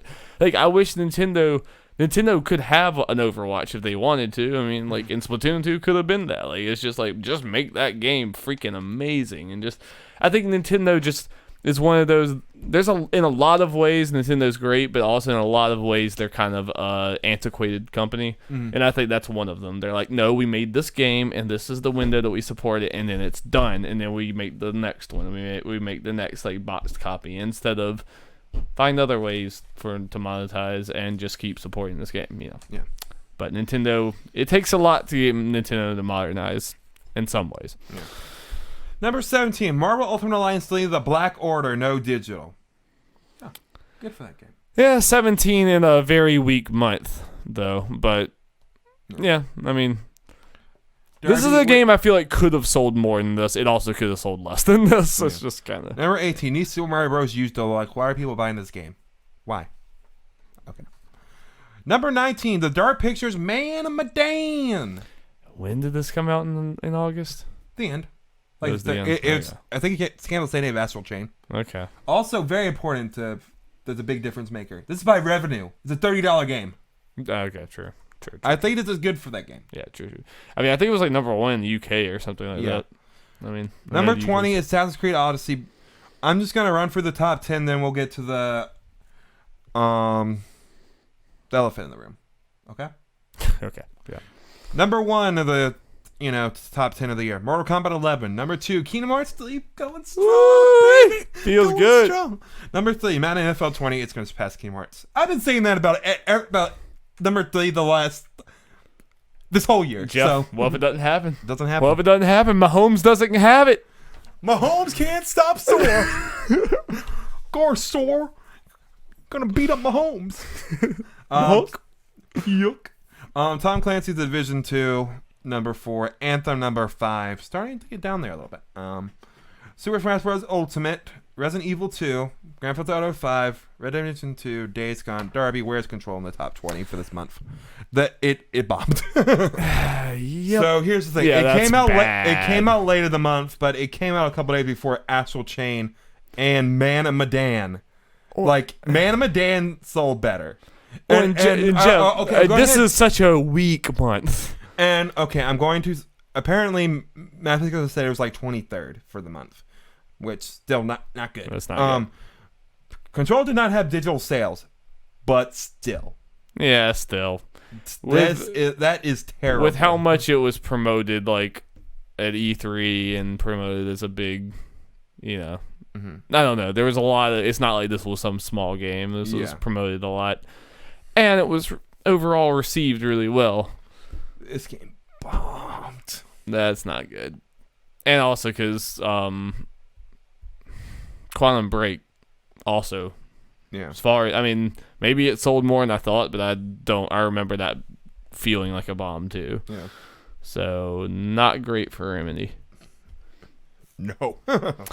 And sadly this makes me like, yeah, I'm probably going to wait even longer because this game's probably going to go on sale real quick. Yeah. By Friday sale's going to happen. Yeah. That's a bummer. I mean, it is. See, Kojima's in a very lucky, weird position that most people aren't.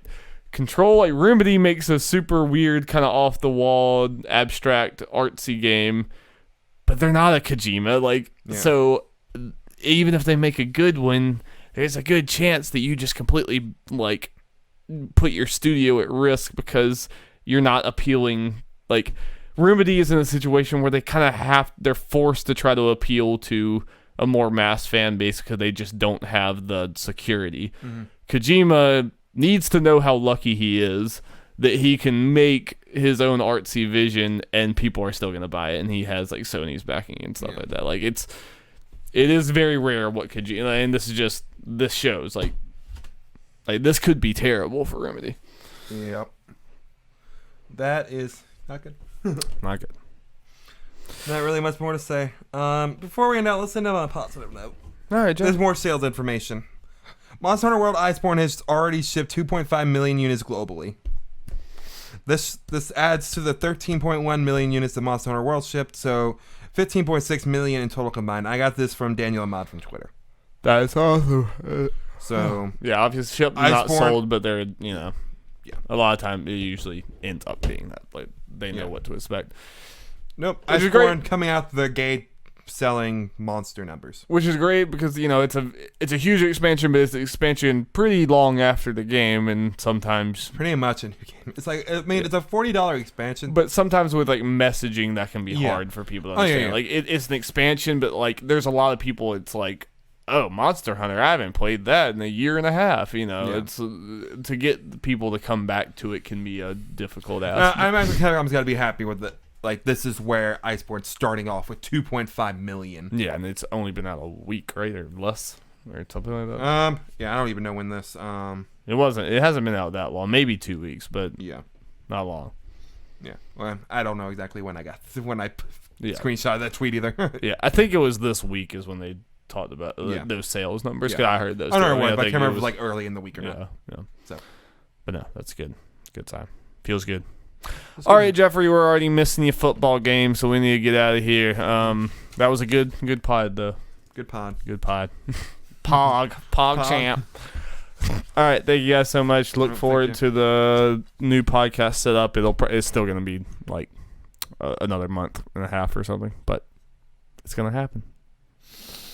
Things are happening. Things going to happen. Bye.